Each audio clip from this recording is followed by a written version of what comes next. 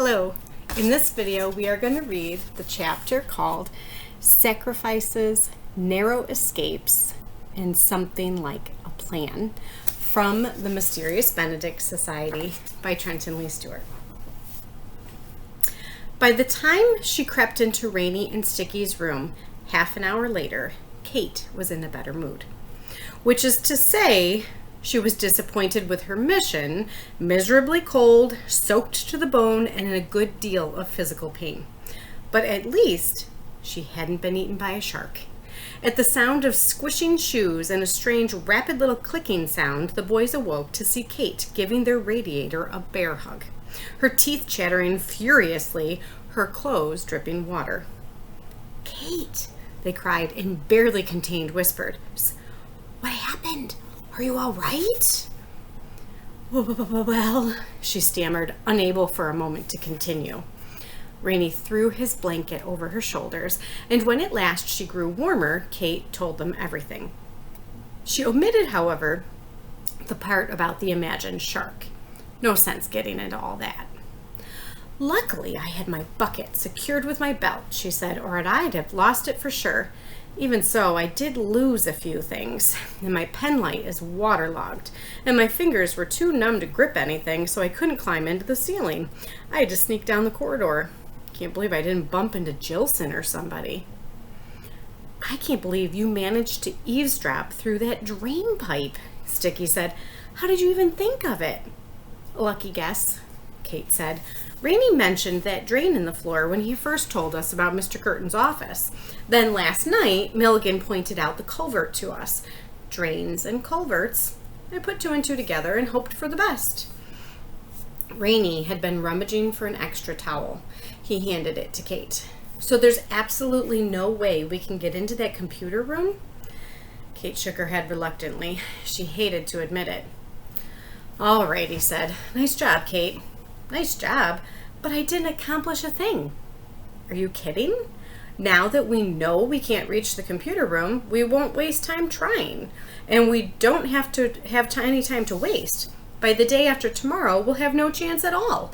We know that now, too, thanks to you. It's all crucial information." Kate shrugged dismissively, but secretly she was pleased. She opened and closed her hands. The feeling seemed to be returning to her fingers. Rainy was concentrating. There was no message broadcast at the moment. The storm system in his mind had moved out. And what was that he said, Kate, about his whisperer being a sensitive machine? "Sensitive and delicately balanced," said Sticky, "and it requires his strict mental guidance for its proper function." "I think that's what he said," Kate admitted. "I tried hard to remember it just as he said it, but I don't have quite the memory you do." "All right, we'd better report all this to Mr. Benedict right away," Sticky said, scrambling up onto the television. Instantly, he groaned. "Jackson's out on the plaza with SQ. He's yelling at SQ about something." "Sticky and I will wait them out," Rainy said. "Kate, you should change into dry clothes and go on to bed. No point all three of us staying." Just then, another broadcast began. They all grimaced. Rainy felt the storm system more into his mind again. Move into his mind again. "Good grief! I hope this one doesn't keep me awake," said Kate with a sigh. "I'll go lay these clothes on my radiator and try to sleep anyway. We only have a day or so to save the world. We need all the rest we can get." Sleep she did. Kate was so tired from her night's exertions that she slept through the wake-up announcement and was late getting ready for breakfast. Constance was no help either. When Kate had returned in the middle of the night, she'd awakened Constance to fill her in, and afterward Constance was even sleepier than usual. So both girls were snoozing soundly when Jilson banged on their door. Kate dreamed she was back in the circus, being fired from a cannon. "Up!" Jilson shouted, rapping again with such force that the girl's window rattled in its frame. "Help her stop serving breakfast in 15 minutes, girls." Waking with a start, Kate leapt out of bed, threw on some clothes, and snatched her shoes from the radiator. They hadn't dried much, unfortunately. Then she shook Constance awake, or at least in a groggy stupor. "Come on, Connie girl, we've got to get moving." Constance smacked her lips, blinked a few times, and said, "Don't call me Right, sorry." After a lot of hustling and cajoling, Kate got Constance moving, then quick-stepped it to the cafeteria with a smaller girl riding piggyback. She spotted the boys at their usual table and squished over to them. For some reason, Rainie's eyes widened at Kate's approach, and no sooner had she sat down beside him than he said loudly, "There you are! Let me pour you some juice, Kate." With unusual awkwardness, he grabbed a juice pitcher, lost his grip, and ended up sloshing an entire quart of juice all over Kate's feet. At a nearby table, a group of messengers burst out laughing. "Good grief, Rainie," Kate said. "I can pour my own juice, all right." In an undertone, Rainie quickly said, "Listen, Kate, rumors have been flying all morning. They know someone was in the culvert and swam away to escape.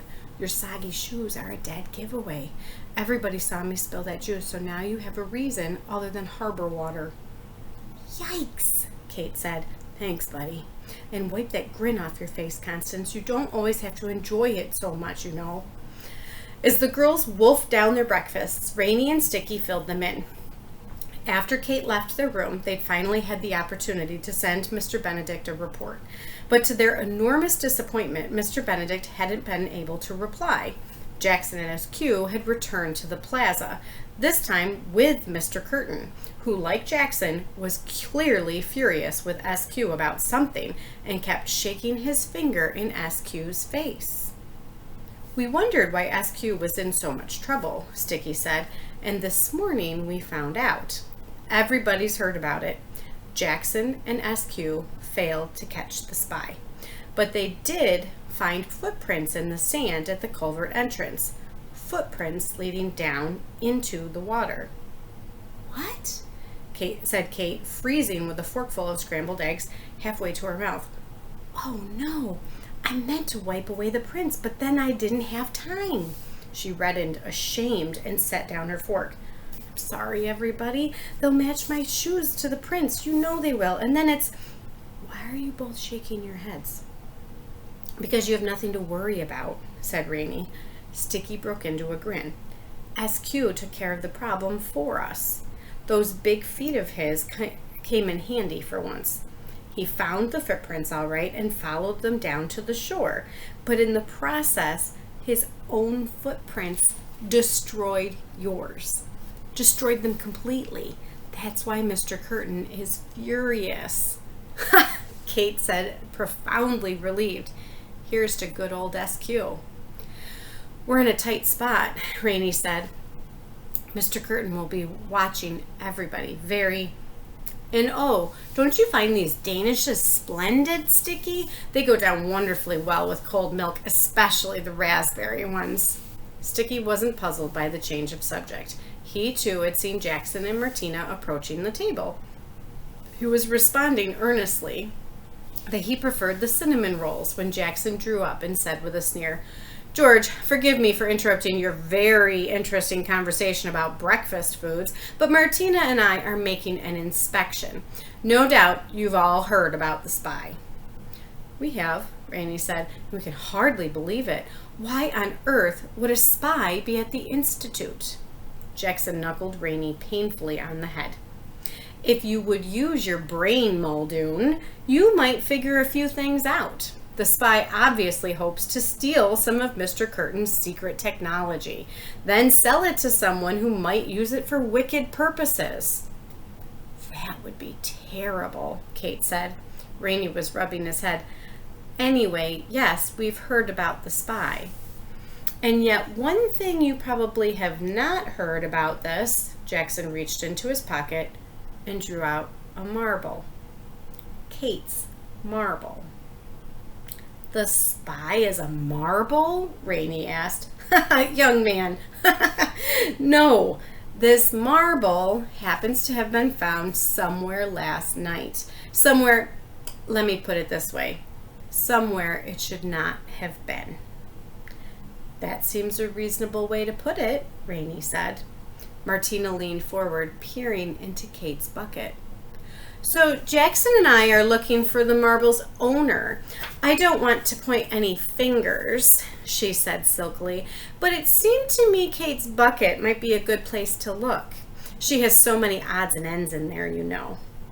Rainey and Sticky tried to appear unconcerned, but their minds were in turmoil.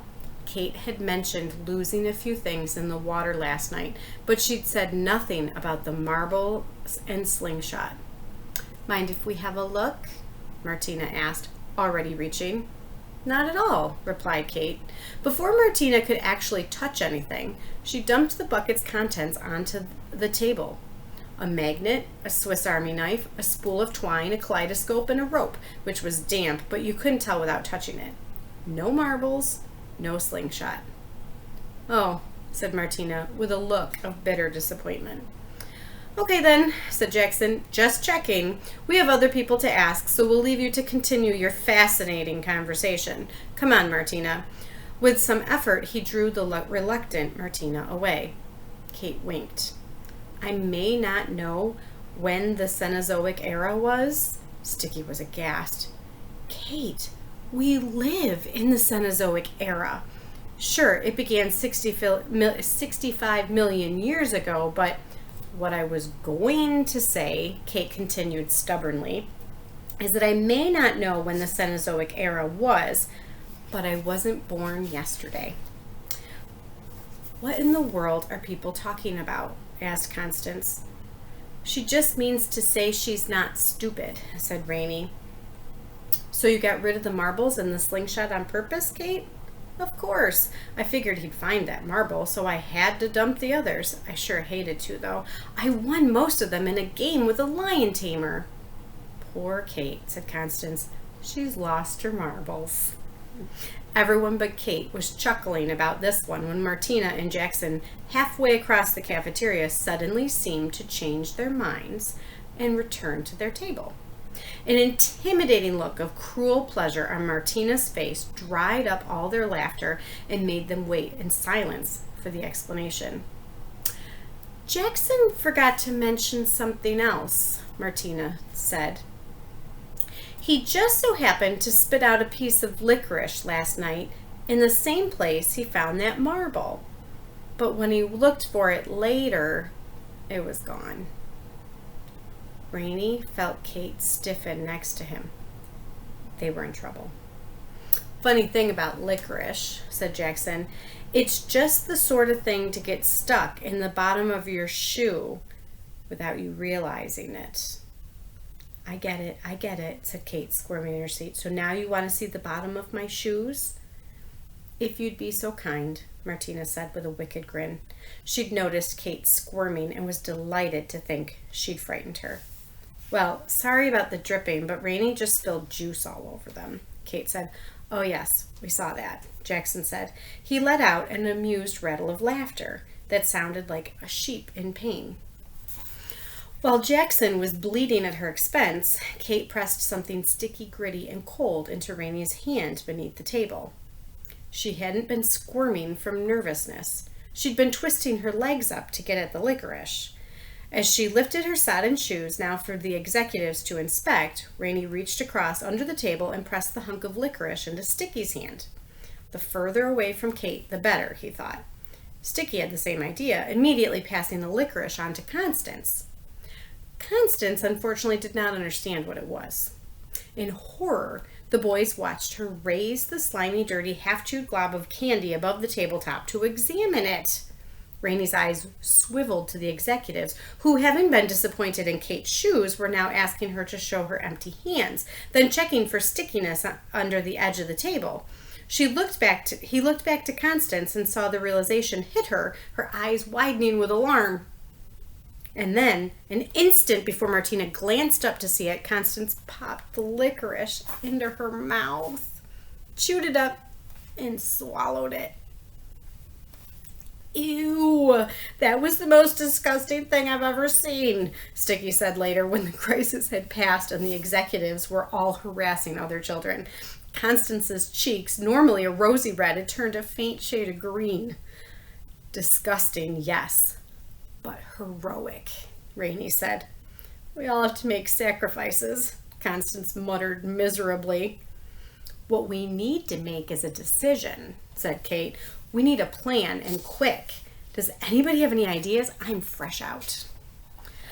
Constance only groaned and put her head in her hands.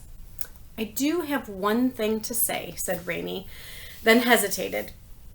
He had intended to say that he couldn't face the Whisperer again, that the mere thought of it turned his mind to jelly. So how much worse would it be if he actually experienced the Whisperer again? Wouldn't he be certain to give up? This was what Rainey had meant to say, but now he found he couldn't. He was too ashamed. Constance groaned again without looking up. Rainey, you're the king of saying you have something to say, then not actually saying anything. Do you realize that?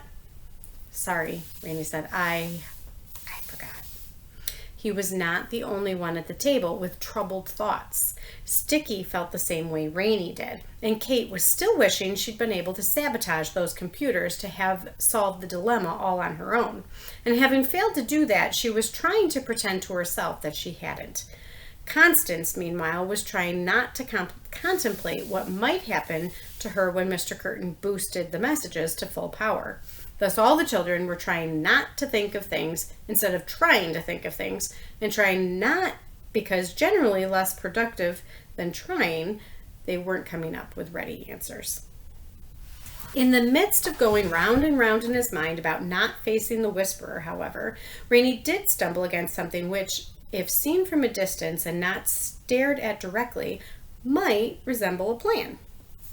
100 times he thought to himself, I can't face the Whisperer again. But for this, for some reason, he had tacked on the word alone. And this was how he stumbled against the plan-like thing. Okay, everyone, I think I do have a plan now. Didn't Mr. Benedict tell us that we must rely upon one another in all things? That every single one of us is essential to the success of the team? We have to take into account that we need each other. That's the plan, Constance said. To give each other big hugs? Rainey ignored her. I was thinking maybe if we faced Mr. Curtin and his Whisperer together, we could figure out what to do. You mean all of us in the Whispering Gallery at the same time? Said Constance doubtfully. With Mr. Curtin there? What could we possibly do? I don't know yet, Rainey admitted.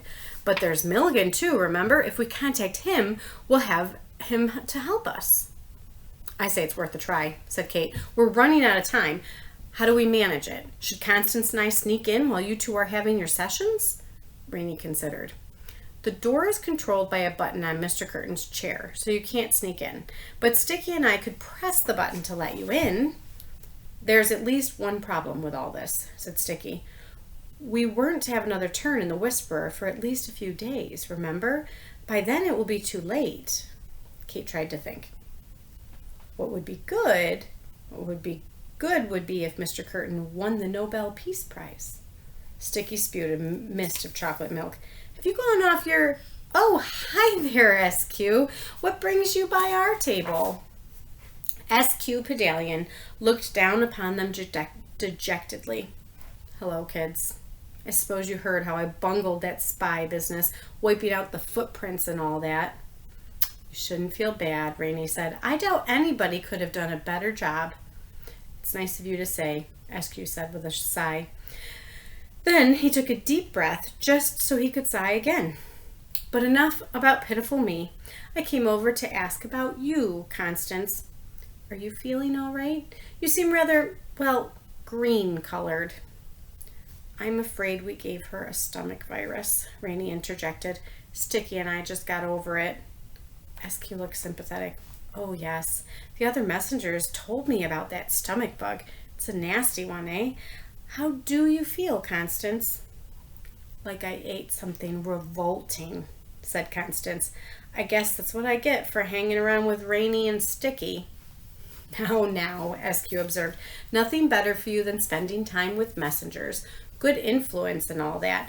I mean, stomach bug aside, let's just hope not too many other people get sick. It would be a shame if classes had to be canceled. There's too much good stuff to review. They all heartily agreed with SQ, thanked him for stopping by, and nodded as he droned endlessly on about the escaped spy and a good many other things until finally his jaw was worn out. His mind was empty, and he went away. What we need, said Kate, as if they'd never been interrupted, is for you boys to get your turn sooner. Isn't there any chance you could be called on tomorrow? I'm afraid not, Rainey said. Not unless every other messenger suddenly fell ill. Too bad we can't actually give them belly aches, said Constance. Sticky's ears perked up. Who says we can't? He said. And that is the end of that chapter.